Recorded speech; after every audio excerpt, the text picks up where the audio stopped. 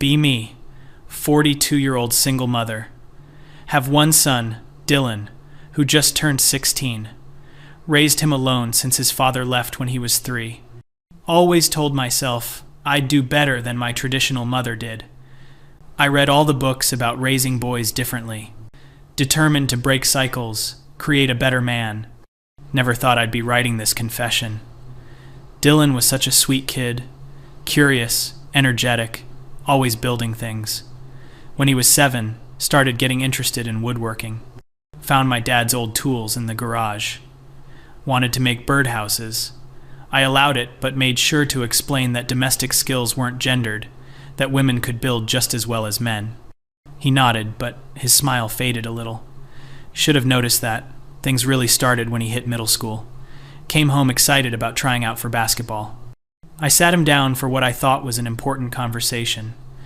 Explained how competitive sports create hierarchies, how they teach boys to dominate, rather than collaborate, how the culture around athletics often excludes and demeans, suggested he join the environmental club instead. More cooperative, less aggressive. He went quiet. Signed up for basketball anyway. Made the team. I didn't go to games. Told him I couldn't support systems that perpetuated harmful dynamics. He stopped telling me about practices. His father started sending him birthday cards around age 13. Dylan asked if he could visit him one summer. I explained carefully why that wasn't a good idea. That his father represented everything wrong with traditional masculinity. Walking away from responsibility, choosing himself over family. That Dylan needed to understand these patterns to avoid repeating them. He asked if he could just write back. I said we'd talk about it later. Threw the cards away when he wasn't looking. Was I protecting him or protecting my narrative? Convinced myself it was the former. 8th grade, he wanted to take shop class. Guidance. Counselor called it vocational exploration. I scheduled a meeting and explained that tracking boys into manual labor while others took advanced academics was problematic. That these classes reinforced class and gender divisions, pushed him into an extra science course instead. He liked science well enough, but I saw him watching woodworking videos on his phone late at night. Confiscated the phone. Told him screen time was rotting his brain anyway. Started noticing he'd get frustrated and punch his pillow. Normal teenage aggression, probably. But I saw it as my responsibility to redirect. Sat him down every time. Explained that violence, even against objects, was learned behavior. That anger was often masking other emotions he needed to identify. Made him journal his feelings instead. Found the journal once. Every entry was the same. I don't know. I'm fine. Nothing to say. Never occurred to me that my method was the problem. His freshman year, he mentioned wanting to join ROTC. Absolutely not. Spent an entire evening explaining military-industrial complex, how armies were tools of imperialism, how masculine ideals of honor and service were manipulations, how they preyed on young men's need for purpose. Gave him 3 books to read on the subject. He didn't read them. Sulked for weeks. I told him sulking was manipulation, that he needed to communicate openly.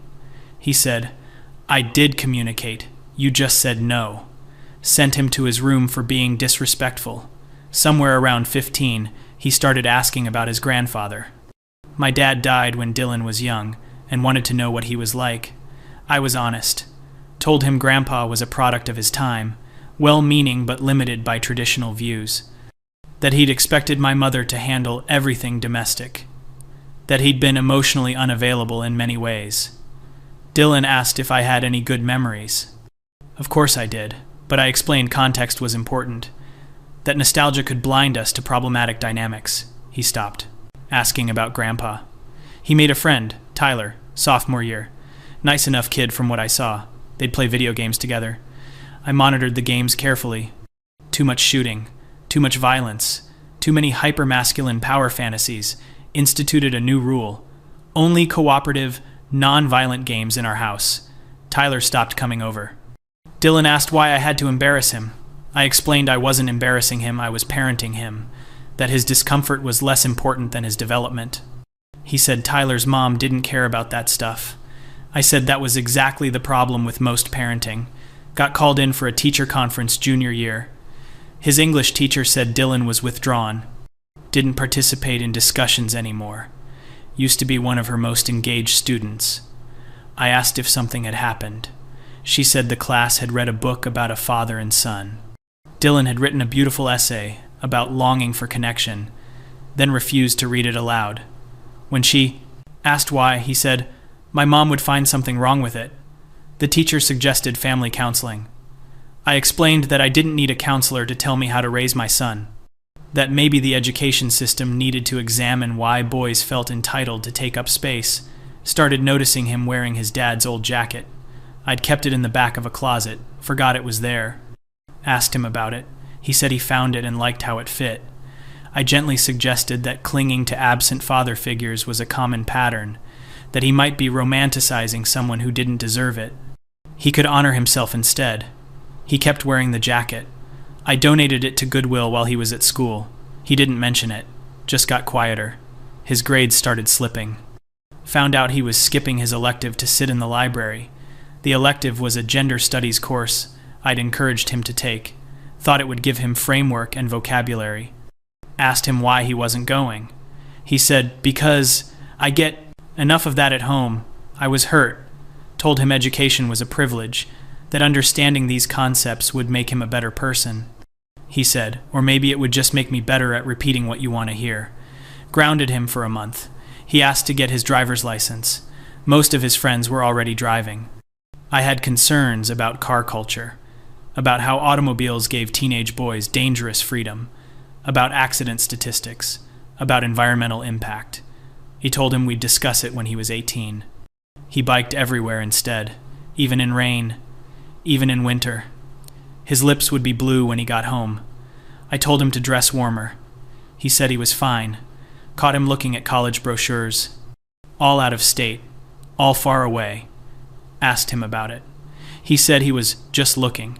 I suggested the state school, close enough to visit, affordable, good programs. He asked if he could make any decisions for himself.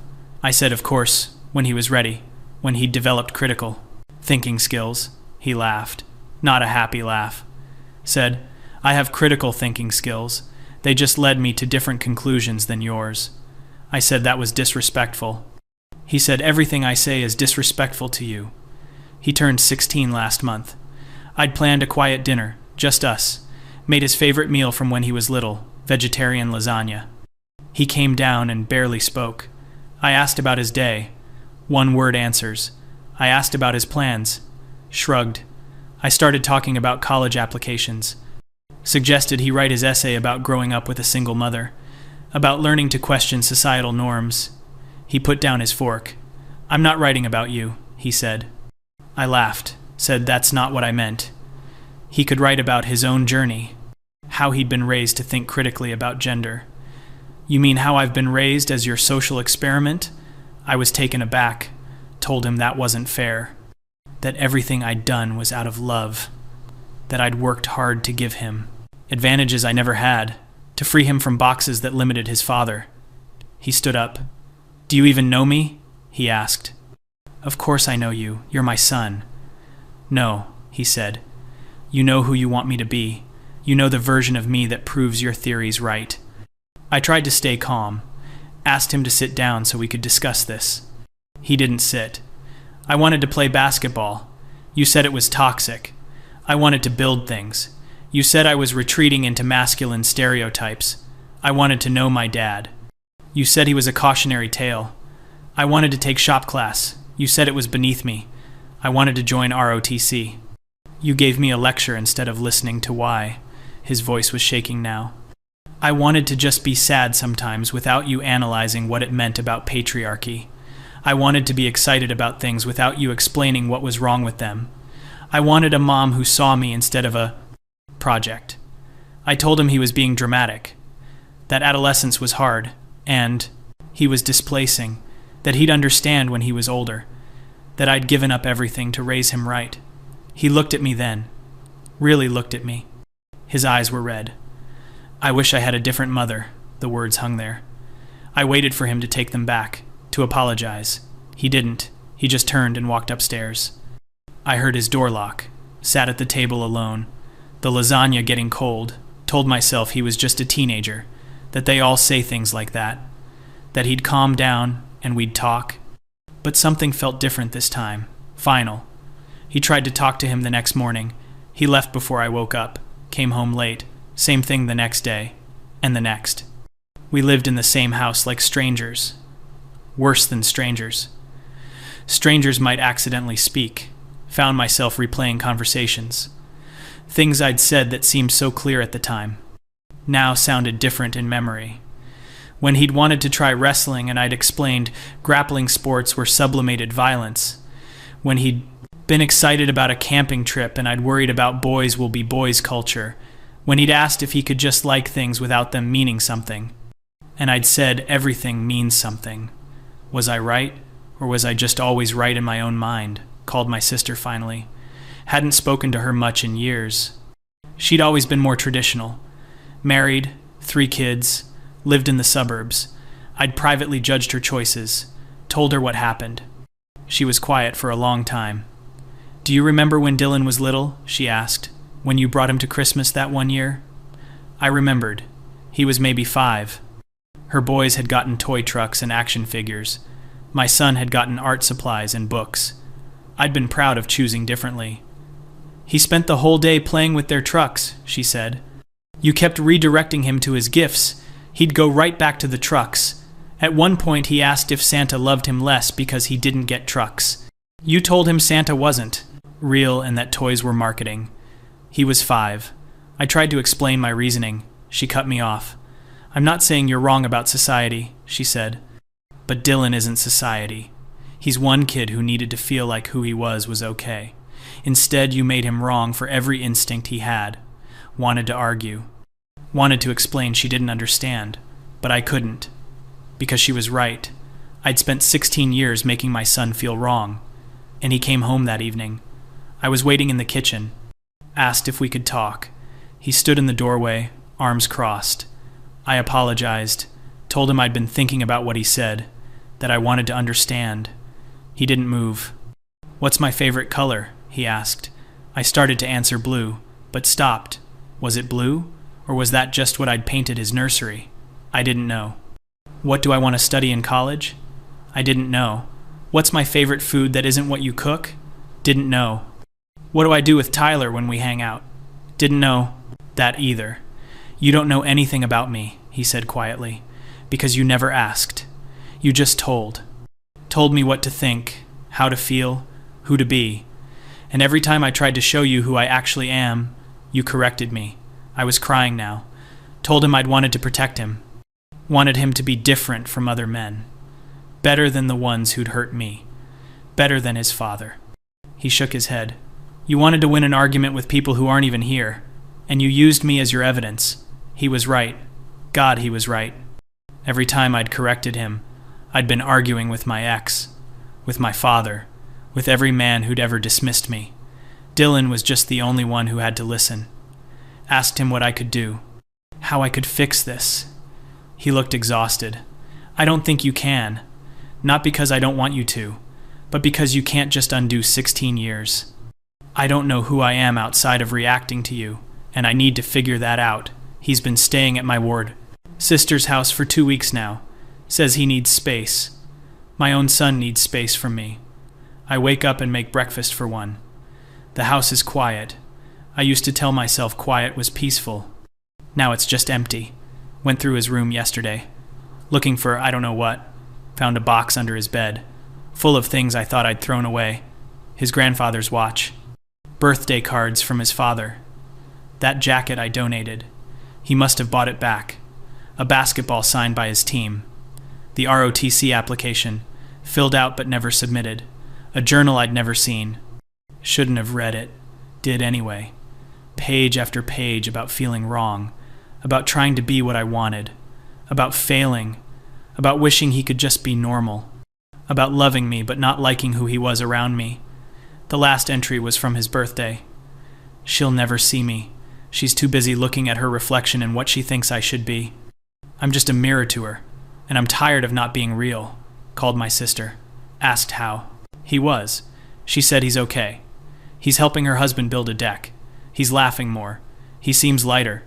Then gently, he asked if he could stay through the school year. Felt like being punched. Wanted to say no. Wanted to demand he come home. But what home? To what? If that's what he needs, I heard myself say. Meant it. Didn't mean it. Maybe both. Started seeing a therapist. Not family counseling, just for me. Thought I had everything figured out. Thought I'd deconstructed all my conditioning. Turns out I'd just built a different cage. One where I was right and anyone who disagreed was wrong. Even my own child, especially my own child. Therapist asked what I wanted for Dylan. Started listing accomplishments. College, career, awareness. She stopped me. What do you want for him? Not what do you want him to do or understand. What do you want him to have? Couldn't answer.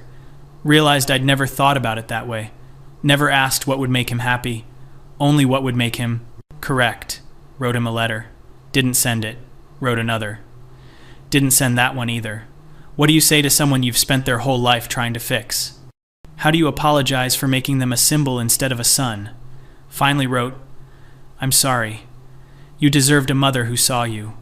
I was too busy trying to save you from things you didn't need saving from. I don't know if we can fix this, but I want you to know it wasn't your fault. You were never wrong. I was just always afraid. He texted back 3 days later. I know. Thank you for saying it. Nothing else. But it was something. We meet for coffee sometimes now. Once every 2 weeks. He's still staying with my sister. Senior year started and he's applying to colleges, all far away. I don't comment. He talks about his classes, his plans. Carefully edited version of his life. I listen, try not to lecture, catch myself starting to and stop. Last time we met, he mentioned he's thinking about engineering. Wanted to tell him about women in STEM, about diversity initiatives, about gender discrimination in tech fields. Bit my tongue. Just said, that sounds interesting. What kind of engineering? He looked surprised. Talked for 20 minutes about robotics. His whole face changed. I'd forgotten what he looked like, excited. Maybe I'd never known. He's 17 now. In a year he'll be gone.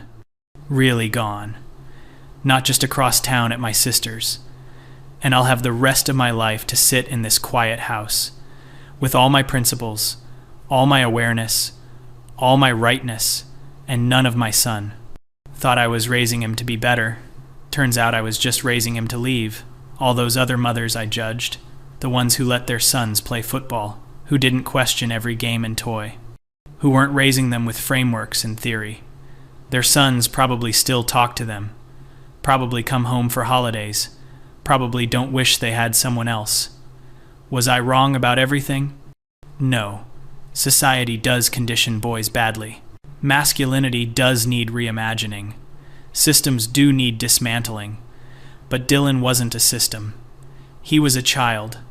My child. And I dismantled him instead. Sister says he's doing well. He's on the robotics team. He's dating someone. He seems happy. He goes to therapy too now, working through things. Wonder if I'm the things he's working through. No, I am. Tried to tell him once that I'd done my best. He said, I know. Then, but your best was for you, not for me. Can't even be angry about it. He's right. Every choice I made to prove something. To myself, to the world, to ghosts of men who'd never see it anyway. Dylan was just collateral. He graduates in 6 months. Leaving for college in 8. Sometimes I imagine a different timeline. One where I'd just let him play basketball. Let him build birdhouses without commentary.